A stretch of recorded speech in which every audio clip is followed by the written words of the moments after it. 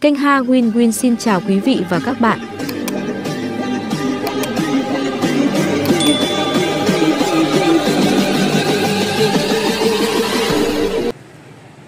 Những ngày gần đây, Hà Nội đang hứng chịu đợt rét đậm, rét hại với cường độ mạnh nhất từ đầu mùa đông tới nay với nhiệt độ thấp phổ biến từ 8 đến 10 độ C. Thời tiết giá rét, mời bạn cùng kênh Ha Win Win dạo phố online. Các loại áo rét, khăn quàng, găng tay là những thứ không thể thiếu khi ra đường vào thời tiết này. Với cái lạnh giá rét đầy khắc nghiệt của mùa đông Hà Nội thì phố phường đất Kinh Kỳ lúc này chẳng thể mang đến một khung cảnh tươi sáng, mà lại mang đến một khung cảnh ảm đạm, hoài cổ với những mảng màu sáng tối trầm buồn. Mùa đông lạnh là thế, khắc nghiệt là thế, nhưng lại có rất nhiều du khách vẫn yêu mến nhớ nhung một mùa đông ở Hà Nội, vì cái khoảnh khắc giá rét với nhiều cảm xúc khiến cho du khách thêm vấn vương. Thương nhớ một mùa rất riêng của đất Kinh Kỳ, chúng ta có thể bắt gặp rất nhiều du khách nước ngoài đến tham quan và du lịch Hà Nội vào mùa đông. Vâng, tôi cũng thấy là Hồ Gươm không đông như thường lệ, nguyên nhân cũng là do giá rét. Tuy nhiên, trên Hồ Gươm lúc này, chủ yếu là các du khách du lịch, đến từ khắp mọi miền Tổ quốc và các nước trên thế giới.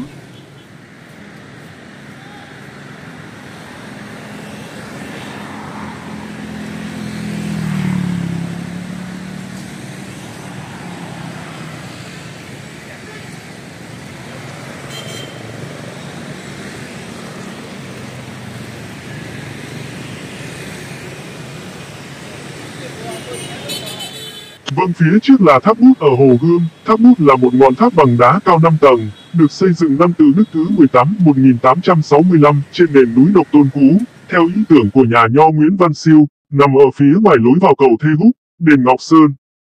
Phía trước là tượng đài Cảm Tử nơi ghi dấu những chiến công, sự hy sinh của các chiến sĩ, người dân Hà Nội trong trận chiến lịch sử 60 ngày đêm bảo vệ thủ đô. Là người dân thủ đô, mỗi chúng ta không ít lần đã đi qua khu vực tượng đài Cảm Tử, nhưng có lẽ không phải ai trong chúng ta cũng thực sự hiểu và biết rõ về ý nghĩa lịch sử liên quan tới khu vực này.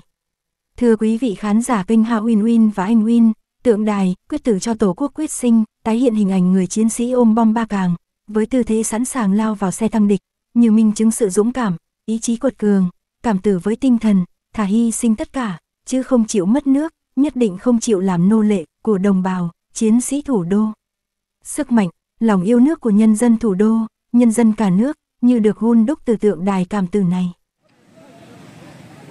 Và đây là đền Bà Kiệu, địa chỉ 59 Đinh Tiên Hoàng, Hàng Trống, Hoàn Kiếm, Hà Nội. Có một video chúng tôi đã giới thiệu về đền Bà Kiệu, một nơi tâm linh và địa điểm check-in, chụp ảnh hấp dẫn cho mọi du khách. Đền Bà Kiệu được xây dựng vào thời Lê Trung Hưng và hiện được chia thành hai phần là tam quan và đền thờ. Ngôi đền mẫu này còn được gọi là Thiên Tiên Điện, nằm ở phía đông bắc của Hồ Hoàn Kiếm và là nơi thờ Liễu Hành Công Chúa, Quế Hoa và Quỳnh Hoa. Với nhiều giá trị văn hóa và tâm linh, đền Bà Kiệu đã trở thành một địa điểm thu hút đông đảo người dân và du khách thập phương đến tham quan, tìm hiểu tín ngưỡng và các di sản văn hóa. Bạn có thể ghé thăm thủ đô vào tháng 3 âm lịch hàng năm để được tham gia lễ hội đền Bà Kiệu. Hoạt động này nhằm tôn vinh thần nữ Bà Kiệu, cầu mong những điều may mắn, bình an đến cho mọi nhà. Đền Bà Kiệu là một địa điểm tâm linh đặc biệt gắn với tín ngưỡng thờ mẫu của người dân thủ đô. Bên cạnh đó, nơi đây còn nổi tiếng với kiến trúc cổ kính độc đáo, mang trong mình giá trị đặc biệt về lịch sử và văn hóa của dân tộc. Với lịch sử lâu đời và kiến trúc độc đáo, lại nằm ngay giữa trung tâm thủ đô, đền Bà Kiệu trở thành điểm đến hấp dẫn, thu hút sự quan tâm của du khách muốn khám phá quận Hoàn Kiếm có gì chơi. Đền được chia thành hai phần bởi con phố Đinh Tiên Hoàng, trong đó khu vực đền chính nằm ở góc phố Lò Xú, còn cổng tam quan nằm phía ven Hồ Gươm. Và đây là khu đền chính nằm dọc góc phố Lò Xú. Nơi thờ tự chính của đền gồm 3 phân khu, nhà Đại Bái, Phương Đình và Hậu Cung. Khi đi dạo trên phố đi bộ, du khách có thể dễ dàng nhận ra vườn hoa đền Bà Kiệu ngay cạnh cổng tượng đài Cảm Tử. Thời Pháp, làm đường xe điện, đền Bà Kiệu bị tách thành hai nửa, ở giữa là con phố Đinh Tiên Hoàng trước năm 1954 gọi là đại lộ Francis Garnier. Bên kia đường là cổng tam quan của đền Bà Kiệu. Cổng tam quan của đền Bà Kiệu nằm ở phía ven đường Hồ Hoàn Kiếm, nhìn ra đền Ngọc Sơn. Nơi đây được xây dựng theo kiến trúc ba cửa truyền thống, làm từ gạch kiểu tường hồi bít nóc, phía trên là mái lợp bằng ngói ta.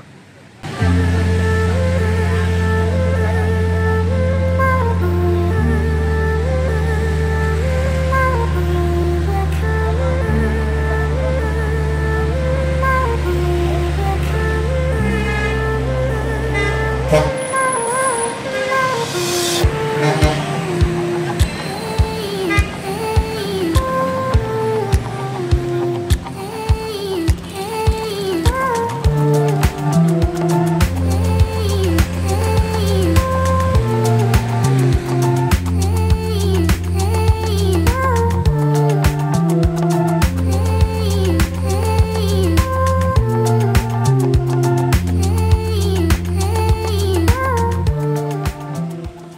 lịch Hà Nội nổi tiếng với nhiều danh lam thắng cảnh, di tích lịch sử gắn liền với câu chuyện quá khứ hào hùng của dân tộc và các điểm đến hấp dẫn, trong đó có cầu Thê Húc, biểu tượng mang nét đẹp văn hóa kiến trúc ngàn đời của thủ đô.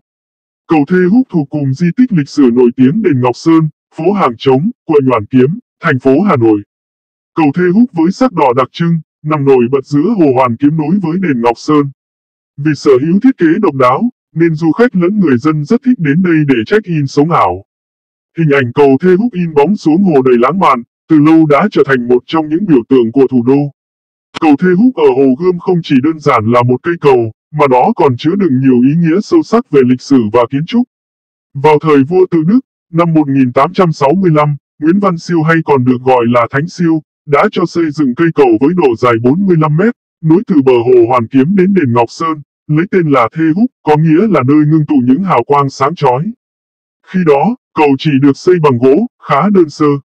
Sau khi hoàn thành, các sĩ tử trước khi bước vào kỳ thi hương, đều tập trung đến đền Ngọc Sơn, để thắp hương rất đông, nhiều người chen lấn, xô đẩy nhau, khiến cầu có nguy cơ bị sập. Vì vậy, cầu đã trải qua 2 lần tu sửa, vào năm 1916 và năm 1954. Với lần trùng tu cuối cùng, móng cầu gỗ đã được thay thế hoàn toàn bằng móng cầu xi măng, cực kỳ chắc chắn và kiên cố. Về kiến trúc của cầu, liên quan đến hướng và màu sắc, cũng mang ý nghĩa rất đặc biệt, mà không phải ai cũng biết. Cầu được xây hướng về phía mặt trời mọc phía đông, nhằm đón được trọn vẹn nguồn dưỡng khí tốt lành, cầu chính là nơi ngưng tụ ánh sáng. Cầu Thê Húc màu son, được xem là gam màu đại diện cho sự sống, hạnh phúc, niềm vui. Cùng với tên gọi Thê Húc, cầu được ví như cầu của thần mặt trời. Thời tiết hôm nay rất lạnh nhưng lại là sở thích của các du khách nước ngoài.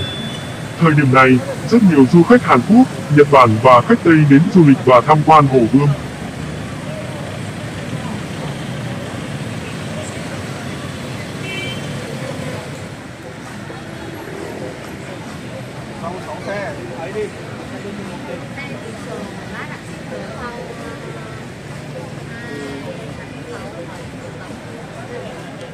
Xin phép cướp lời của anh Win, và phía trước là quảng trường Đông Kinh Nghĩa Thục.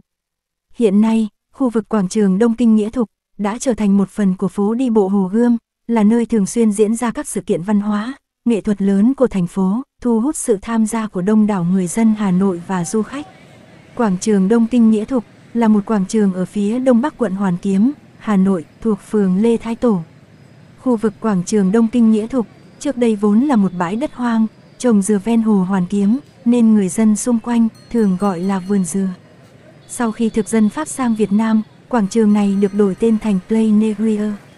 Quảng trường này từng là nơi những người yêu nước chống Pháp liên tục bị cho chém đầu, xử tử.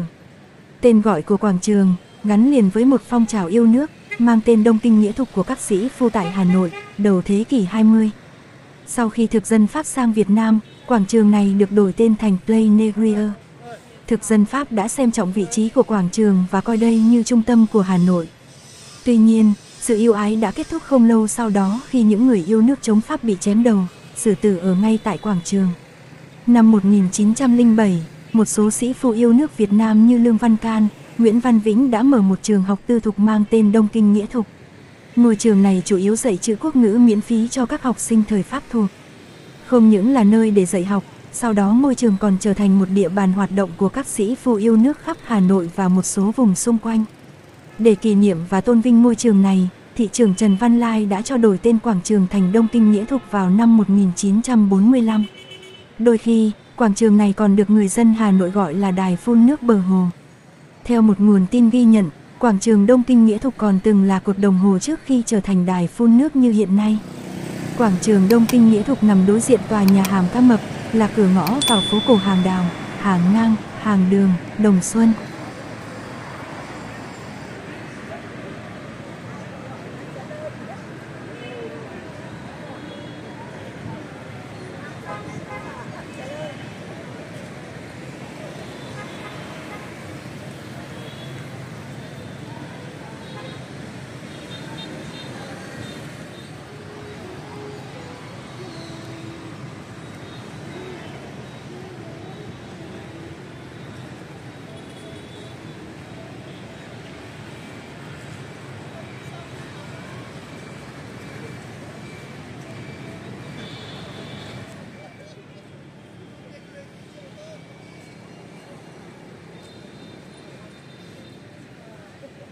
Một quang cảnh rất là đẹp và nên thơ phải không thưa quý vị khán giả kênh Ha Win Win.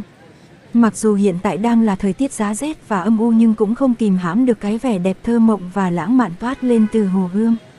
Nếu quý vị và các bạn thấy video này nhiều thông tin, thư thái và mang tính giải trí, thì hãy chia sẻ, bình luận, ấn like và bấm đăng ký kênh Ha Win Win để kênh có động lực làm các video tiếp theo.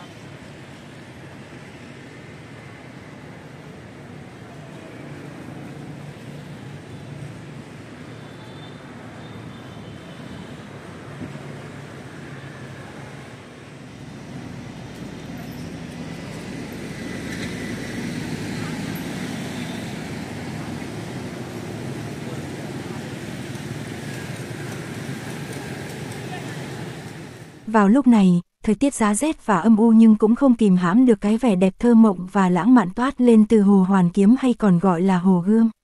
Nếu quý vị và các bạn thấy video này nhiều thông tin, thư thái và mang tính giải trí, thì hãy chia sẻ, bình luận, ấn like và bấm đăng ký kênh Ha Win Win để kênh có động lực làm các video tiếp theo.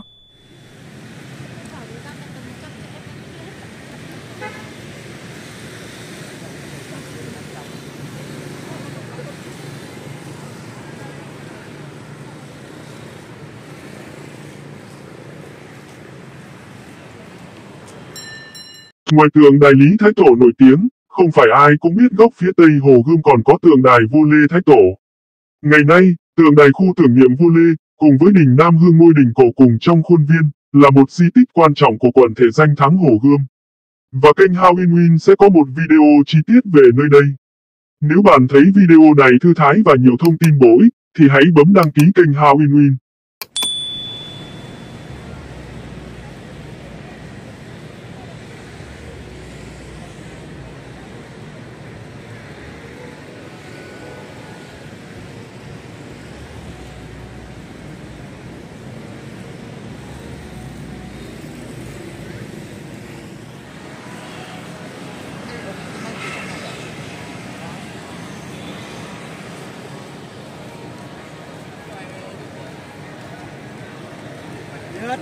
Bạn biết là cứ chơi cái này cũng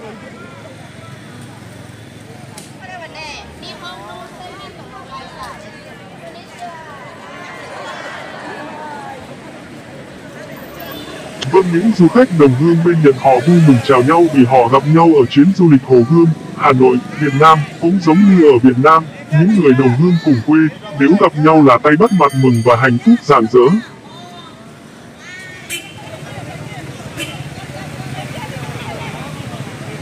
Và đây, tháp rùa nổi tiếng của Hà Nội nói riêng và của Việt Nam nói chung. Đến Hồ Gươm thì không thể không kể đến tháp rùa là những ý nghĩa lịch sử, dấu tích trường tồn với thời gian mà không một địa danh nào có thể thay thế được. Tháp rùa là một ngọn tháp nhỏ nằm trên gò đảo giữa Hồ Hoàn Kiếm còn gọi là Hồ Gươm, lui về phía Nam Hồ, Hà Nội, Việt Nam.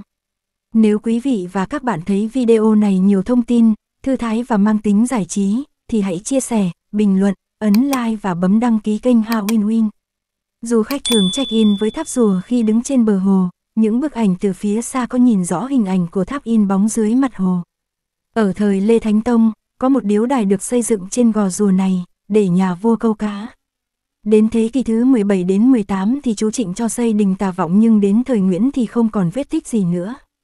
Đến năm 1883, sau khi Pháp hạ Hà Nội, dân quanh đây sơ tán hết chỉ còn lại Nguyễn Ngọc Kim người giữ chức dịch làng tự Pháp, được cử làm trung gian giữa Pháp và Việt, ông còn được gọi là Bá Hộ Kim. Năm 1886, ông thấy gò đẹp, lại phong thủy, nên quyết định xây tháp, để sau này chôn cất cha mình ở đó. Ban đầu tháp có tên là tháp Bá Hộ Kim, sau đổi thành bây giờ. Với vị trí lý đẹp, nằm ngay trung tâm thủ đô, bất kỳ du khách nào khi đến với Hà Nội cũng sẽ nhìn thấy tháp, khiến ngọn tháp này dù nhỏ bé nhưng cũng trở nên vô cùng nổi tiếng. Vì được xây dựng vào thời Pháp thuộc nên tháp rùa có chút hơi thở kiến trúc của châu Âu.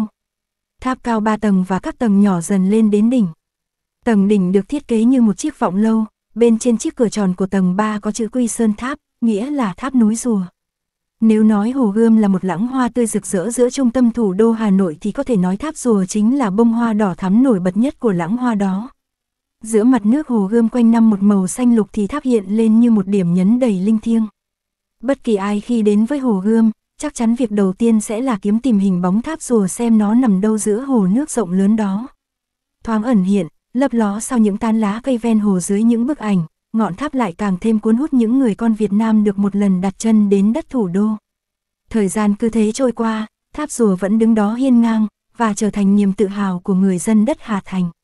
Những nét cổ kính, nhuốm màu thời gian, khiến cho tháp rùa càng trở nên hấp dẫn hơn. Và từ bao giờ, Hồ Gươm tháp rùa đã thành một câu thơ. Hồ Gươm in bóng tháp rùa, ánh đèn soi tỏ mái chùa Ngọc Sơn. Vì thế, nếu có dịp đến với thủ đô Hà Nội, bạn cũng đừng quên ghé Hồ Gươm, ngắm thác rùa và lưu lại những tấm ảnh thật đẹp ở nơi đây.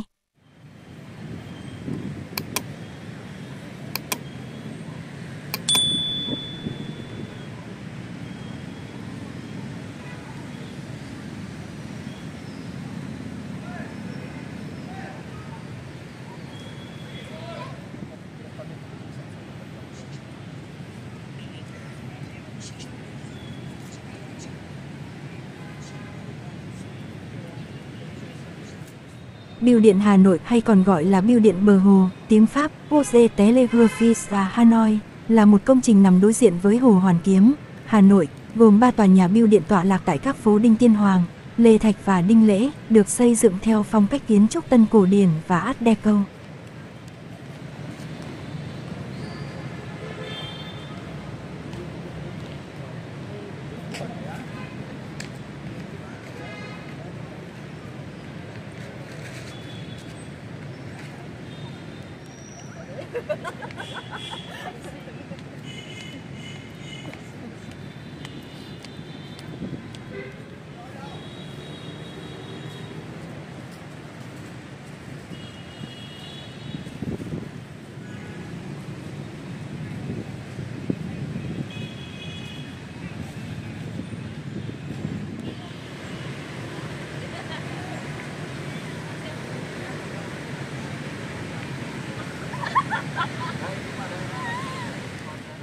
Và đây là tháp Hòa Phong.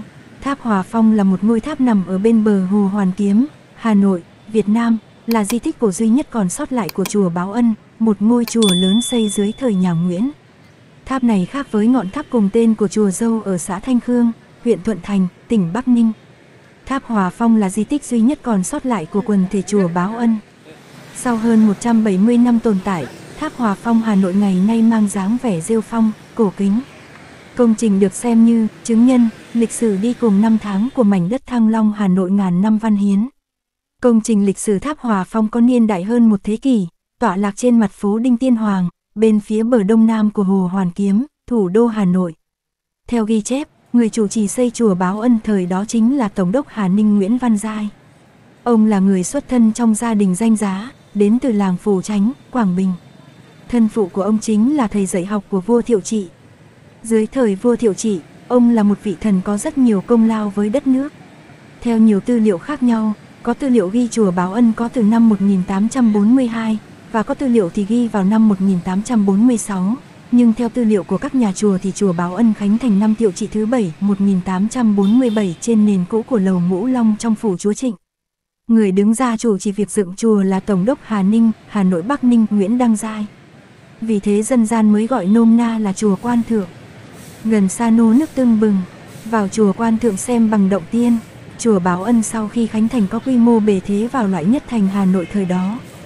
Từ con đường ven hồ phía đông dẫn vào có tháp Hòa Phong, sau đó đến cổng chùa, vượt qua chiếc cầu đúc lát gạch thì đến lầu hộ pháp, hai bên có 4 ngọn tháp đối xứng cao 3 tầng. Có nhiều tài liệu ghi lại sự kiện ngôi chùa bị phá hủy nhưng ngày tháng không đồng nhất. Có tài liệu ghi lại là vào tháng 11 năm 1885, viên toàn quyền người Pháp de Lanisson đã ra lệnh đốt những ngôi nhà lá dọc bờ Hồ Gươm. Đến đêm ngày 22 tháng 1 năm 1886, hơn 300 ngôi nhà ở khu vực đó đã cháy rụi. Đêm ngày 28 một vụ cháy lớn nữa đã thiêu rụi toàn bộ thôn Cự Lâu thời bấy giờ, khiến chùa Báo Ân chỉ còn lại tàn tích. Mãi đến năm 1888 người Pháp đã phá bỏ phần còn lại của chùa để xây bưu điện, chỉ giữ lại tháp Hòa Phong ở phía sau chùa như ngày nay. Nếu quý vị và các bạn thấy video này thư thái và nhiều thông tin bổ ích thì hãy ấn like và bấm đăng ký kênh Ha Win Win. Tháp Hòa Phong có dáng vuông vức, gồm 3 tầng nhỏ dần về phía trên. Tầng 1 của tháp có lối đi dạng vòm cuốn mở ra 4 hướng. Ngay phía trên 4 cửa có đề tên là Báo Ân Môn, Báo Nghĩa Môn, Báo Đức Môn và Báo Phúc Môn. Tầng 2 của tháp là 4 bức tượng nghê đá hướng về phía đông. Tầng 3 có biển hiệu ghi Hòa Phong Tháp, trên đỉnh tháp có trang trí bầu hồ lô bằng đá, cả cấu trúc tháp đều được làm bằng gạch trần. Có thể thấy kiểu tháp này rất ít xuất hiện trong các công trình kiến trúc Phật giáo. Ngày nay tháp Hòa Phong tồn tại như một phần của cuộc sống người dân Hà Nội, khách du lịch trong và ngoài nước khi ghé thủ đô đều có thể tự do ghé thăm, chụp ảnh và nghe hướng dẫn viên kể về lịch sử của ngọn tháp. Vì tháp là di tích cổ và nằm ngoài bờ hồ nên khó tránh khỏi tình trạng bị người dân thiếu ý thức vẽ tên, đánh dấu. Chính vì vậy mà khi tham quan tháp Hòa Phong bạn hãy cẩn thận giữ gìn, không là tổn hại công trình nhé.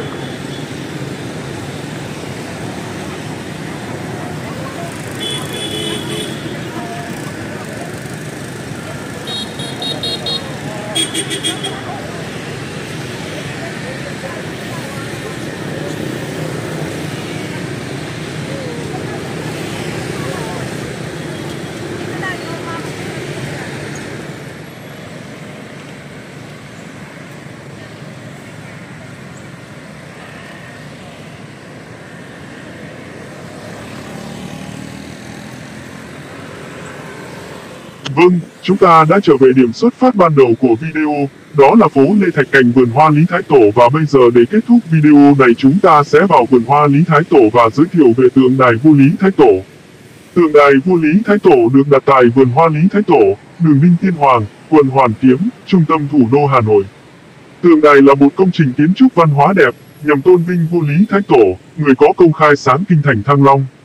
Lý Thái Tổ sinh ngày 8 tháng 3 năm 974, mất ngày 31 tháng 3 năm 1028, là hoàng đế sáng lập ra nhà Lý, hay còn gọi là Hậu Lý, để phân biệt với nhà Tiền Lý do Lý Nam Đế sáng lập trong lịch sử Việt Nam, chỉ vì từ năm 1009 đến khi qua đời vào năm 1028.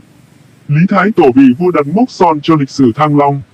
1000 năm Thăng Long Hà Nội khởi đầu từ quyết định rời đô sáng suốt, mang tính chiến lược của vị vua khai mở triều Lý, Thái Tổ Lý Công Uẩn.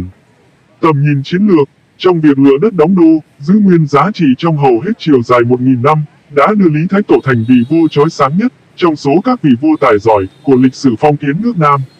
Thời gian trị vì của ông chủ yếu để đàn áp các cuộc nổi dậy, vì lòng dân chưa phục được nhà Lý.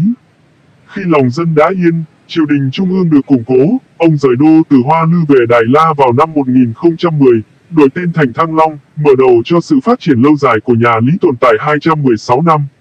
Tượng đài khắc họa hình tượng người có công khởi lập và tạo dựng nên mảnh đất ngàn năm văn hiến vua Lý Thái Tổ, đầu đội mũ bình thiên, tay phải cầm chiếu rời đô, tay trái chỉ xuống nơi định đô. Tượng được đặt trên đài hình bát giác tượng trưng cho 8 hướng, phần trên đài cách điều hình 4 cổng thành Hà Nội. Phần bệ gồm 3 bậc thềm tượng trưng cho thiên thời địa lợi nhân hòa, những yếu tố làm cơ sở để vua Lý Thái Tổ đặt niên hiệu Thuận Thiên. Tượng đài là công trình văn hóa trọng điểm chào mừng 50 năm giải phóng thủ đô, 10 tháng 10 năm 1954, 10 tháng 10 năm 2004. Nếu bạn thấy video này mang nhiều tính giải trí và thư thái, hãy chia sẻ, bình luận, ấn nút thích và đăng ký kênh How Win Win để kênh có động lực làm các video tiếp theo. Nếu quý vị và các bạn thấy video này thư thái, bổ ích, mang lại nhiều thông tin và có tính giải trí, thì hãy bình luận, chia sẻ, ấn like và bấm đăng ký kênh How Win Win để kênh có động lực làm các video tiếp theo. Chào thân ái!